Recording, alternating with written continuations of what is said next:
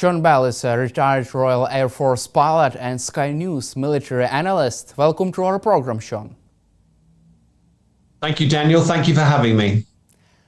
The war in Ukraine could end in the upcoming months, according to the Trump special envoy for Ukraine and Russia, Kit Kellogg.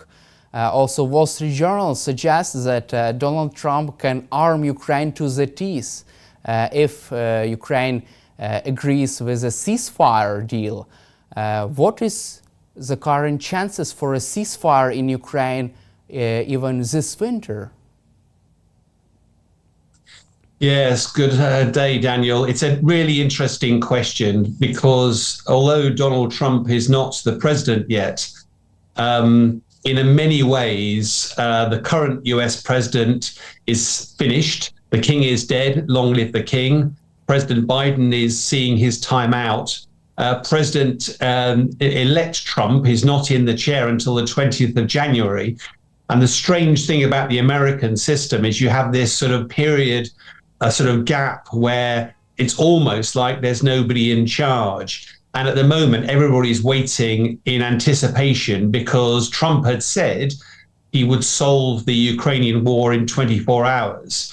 And of course, now that he's won the presidential election, everybody's wondering how he will do it. Now, the harsh reality is that whatever President Trump says, what he actually has done in the past is claimed he would solve lots of world problems and not actually solve them. But what he did do, it was a clear demonstration of where his focus, his intent was. And I think the clear message is that where President Biden was keen to avoid Ukraine losing the war, what's very clear is that President Trump is keen to stop the war.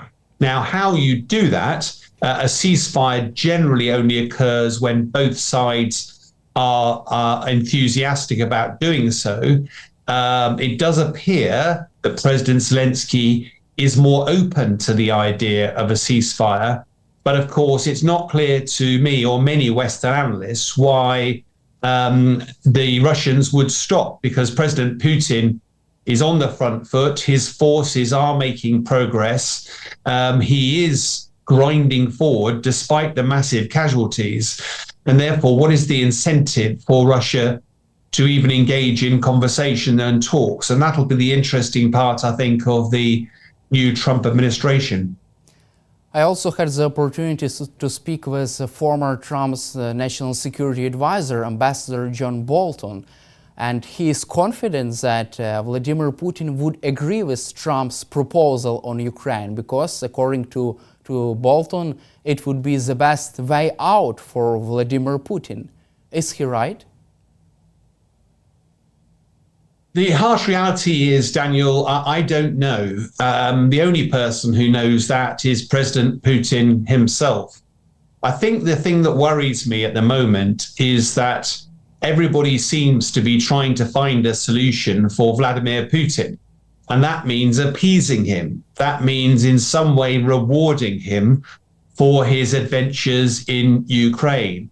And if the West is to reward Putin, then that has profound implications for our global security into the future, not only with Russia feeling emboldened, but also potentially North Korea, Iran, China, other nations that will feel that the West will roll over if any nation decides to invade one of its neighbors. So I think the issue here should be that President Putin has illegally invaded Ukraine. It cannot be seen to get away with that. If it does, then, as I say, this will not be the last we see of an aggressive neighbor deciding to invade another country. According to Politico, European leaders are discussing the possibility of deploying peacekeeping forces to Ukraine in case of a ceasefire deal between Ukraine and Russia. What is your take on such idea? I think what's been interesting, Daniel, is that there are, you may have seen the Zelensky interview that was conducted by Sky News a few weeks ago. Sure.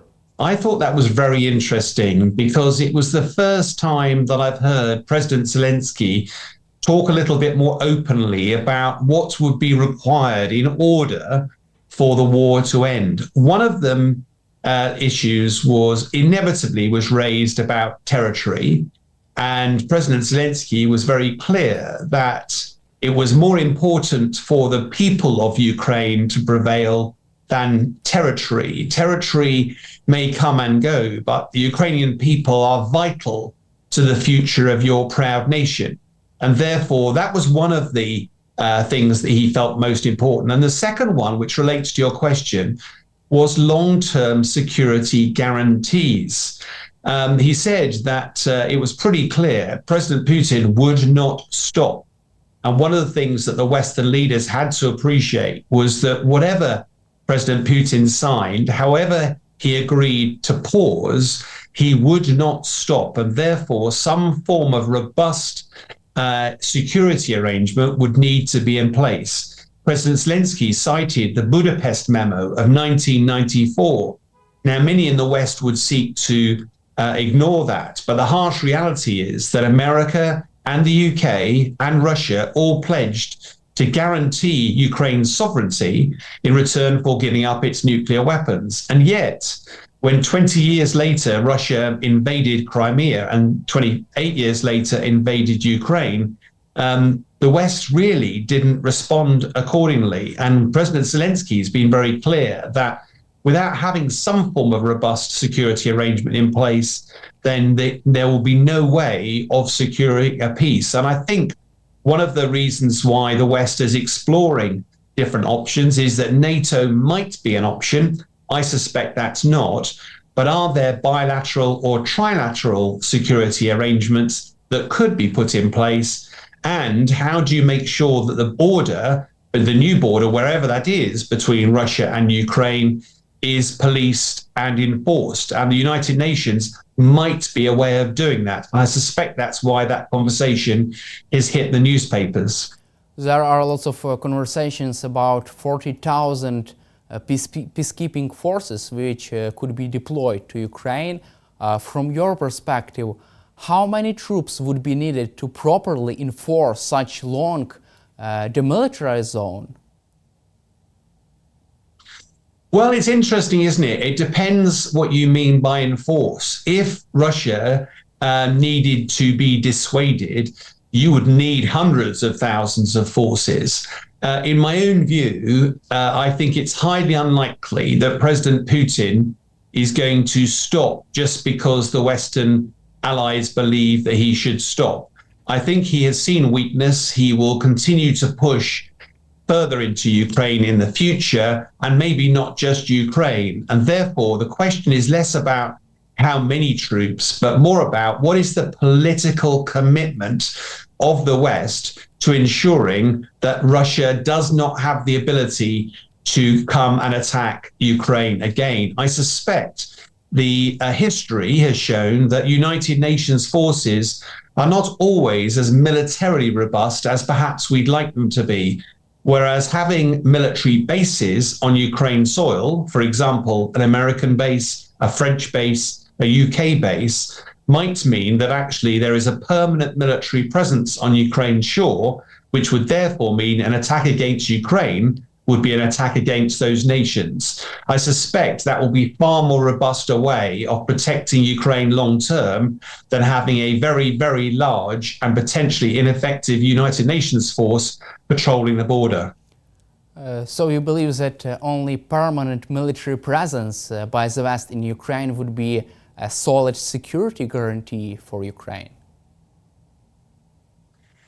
I think if you look at the history of the region, you'll be quick to tell me, Daniel, that the Russian invasion of Ukraine is only the most recent episode in 300 years of Russia trying to invade, trying to get rid of Ukraine's language, its culture, its people, its history, its heritage. And therefore, just because a US president-elect says that he's going to solve the problem does not mean that the threat from Vladimir Putin will disappear. I suspect this will continue, and therefore there has to be something a lot more robust than simply a signature on a piece of paper or potentially a few peacekeeping forces patrolling a border. There will have to be something, a significantly more robust, if Ukraine is to have the confidence to rebuild and to create a new future for itself based on the foundations of this very difficult episode in its history. Do you believe that Trump is able to persuade, to convince Putin to agree with a ceasefire proposal from your perspective? Well, I think that's an interesting question, Daniel, because with a ceasefire, you either negotiate or you impose a solution. Now, it's interesting to see President Trump will want to negotiate, but of course he knows that President Putin will be seeking all of the various limitations, sanctions that have been put onto Russia. Putin will probably want those lifted. He'll probably want to return to normality. He'll want favorable status. In other words, lots of things that the West will be reluctant to provide. I think what is interesting, though, is that if President Trump was to impose some sort of negotiation, what levers does he have against President Putin? And that is most interesting, I think. And only Russians will be able to tell just how damaging this war has been to the Russian economy. It's not just about its huge increase in defense spending. We understand it's now gone up to nearly a third of all Russian spending. And by putting that in context, what is Russia no longer spending money on than it was spending money on before? It's seen a huge number of casualties, a huge proportion of its working population that have either fled or now badly damaged. That will take a generation to recover from. In addition, as we've seen in Syria, there are other parts of the world with Russian military involvement that are unraveling at the moment, and Russia doesn't have the capacity to deal with all of them. So it's quite possible that Putin is seeking an off-ramp, and that actually, properly negotiated, Putin may well simply settle for those 4 regions, the land bridge between Russia and Crimea, and of course Crimea itself. And it might be that that is enough for Putin to declare victory back in Russia, but also placate his desire for further ambitions into Ukraine. But again, I'm very concerned because any negotiation of that type will inevitably reward President Putin for his Russian adventures, and that may have long-term implications once Russia recovers from this latest extensive war. And what kind of leverage Donald Trump still has over Vladimir Putin in Russia? Well, as we said, one of the ways is that he is a carrot and a stick. So on the carrot, he may well offer ways for Vladimir Putin to re-enter the international global trade routes and potentially get rid of some of the sanctions. I think what's most interesting is the stick.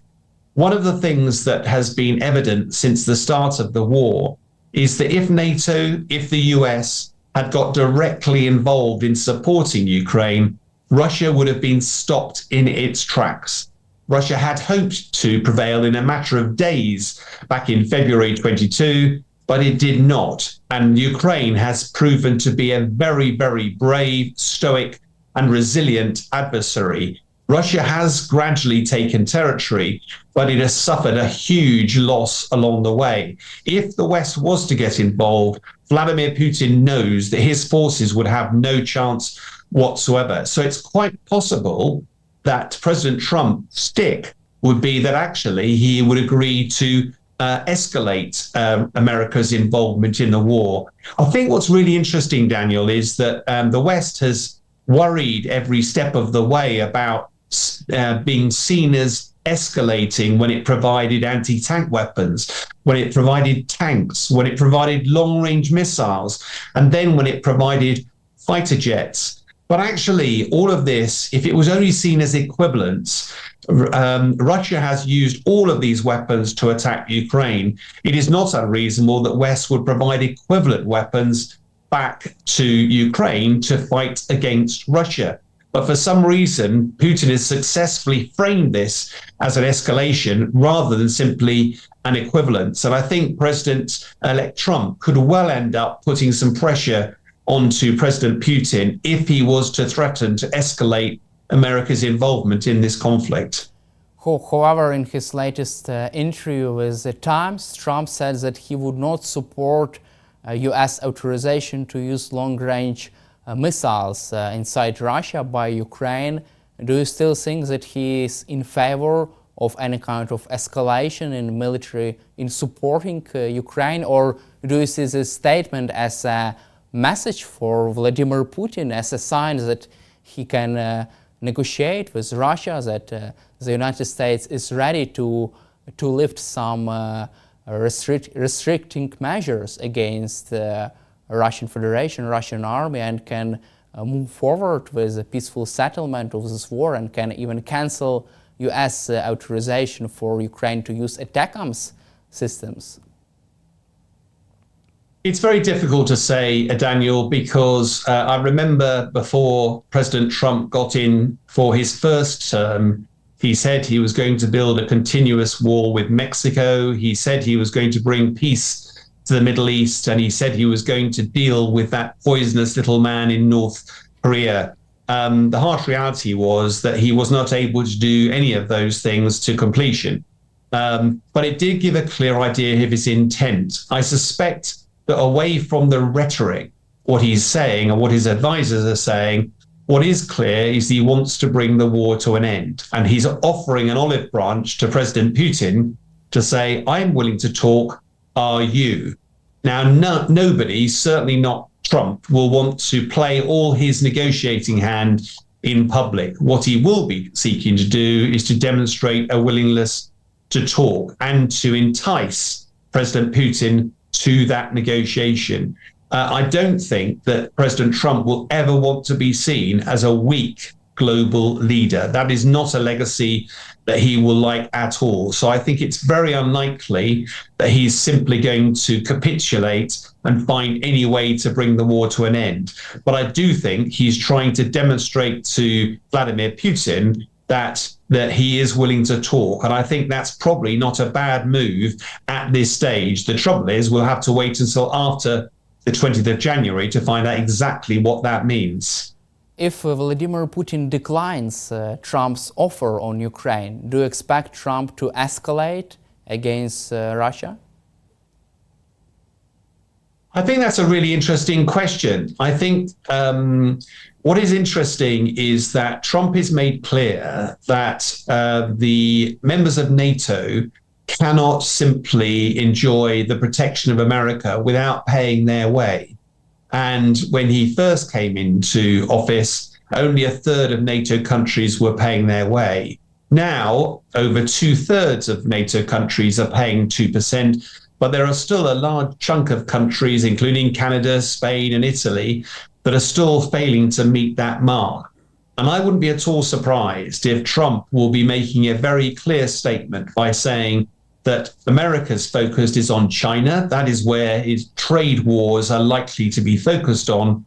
And he will look to Europe and turn around and say, Russia is on your border. You're feeling the heat far more. Poland has increased defense spending significantly. And rather than America solving the problem of Russia, I suspect he will be wanting to make Europe focus on that part of the world and use that as an example of why Europe needs to step up its defense spending and take its military role significantly more seriously. Now, quite how that plays out, we'll have to wait and see. Let's cover also the situation in Syria and the collapse of the Bashar al-Assad regime. From your perspective, Russia has been withdrawing its military personnel and equipment from Syria for many days. Also, according to the latest information from Ukrainian military intelligence, many cargo planes are moving between from Syria to Russia and from Russia to Syria, evacuating military personnel and equipment. Do you see this as another sign of Russia's growing weakness on international stage? I think it's too early, Daniel, to say it's an international weakness. I think the Bashar al-Assad regime was a very heavily dependent on the Russian military to keep itself in power. The Russian Air Force conducted a lot of the bombing from sort of 2015-16 to keep Bashar al-Assad in power, and ended up killing a lot of civilians along the way. You'll recall that both the air base and the naval base on the Mediterranean were provided for free on a long lease as a way of thanking the Russians, and that gave them a point of influence into the Mediterranean. Now, Russia will not want to give up those two bases. And at the moment, what we're hearing is that there are discussions between the various groups that have liberated Syria as to whether the Russians can stay. I wouldn't be at all surprised if Russia will want to stay there, but I find it would be very, very unusual if the militant groups that have been witnessed the bombing of their civilian population would actually countenance the Russians staying in that region. But again, Russia is a major power. We've seen Israel destroy most of Syria's military hardware. If Russia was to try to impose itself in the region, the Syrian people would struggle to withstand it. So I'm not sure I'd call it a weakness at the moment. Let's see how the coming days and weeks play out, because there is still a lot of instability in Syria. It's all very well seeing this honeymoon period where everybody is celebrating that the ruling party is gone, that era of tyranny is over. But I would not underestimate, there are lots, over 50 different groups, all of which have their own agendas, all of which have their own ideas about what good looks like. I suspect we're in for a bit of a rough ride before Syria settles down again. And why did Vladimir Putin fail to help Bashar Assad to stay in power? To be brutally honest, I suspect that his eye was off the ball. I don't think, I don't know about you, but certainly most people in the West did not see the liberation of Syria coming, and certainly not as quickly as it happened. It was pretty early after the rebels took Aleppo that the Russian Air Force started its bombing campaign. But by that stage, it appeared to be too little and too late. And I think most people were surprised at just the speed in which that revolution happened. And all of a sudden, Assad had to leave the country very, very swiftly. But as I say, it is not the beginning of the end. It might well be the end of the beginning. And I suspect it's rather early at this stage to make any conclusions about what will emerge from Syria over the coming days, weeks and months. We're already seeing with Israel moving into that buffer zone just to the east of the Golan Heights, ostensibly claiming that it's to try to ensure some peace and security. They've also been doing bombing raids into Syrian Air Force assets, land assets, and the chemical weapons facilities. But all of that leaves Syria very exposed, and it'll be interesting to see what emerges from the dust of this latest revolution and see how Syria can recover from this. Thank you, Sean, for your time and for your support for Ukraine. It was a big pleasure to speak with you today, and glory to Ukraine. Glory to Ukraine. Slava Ukraine.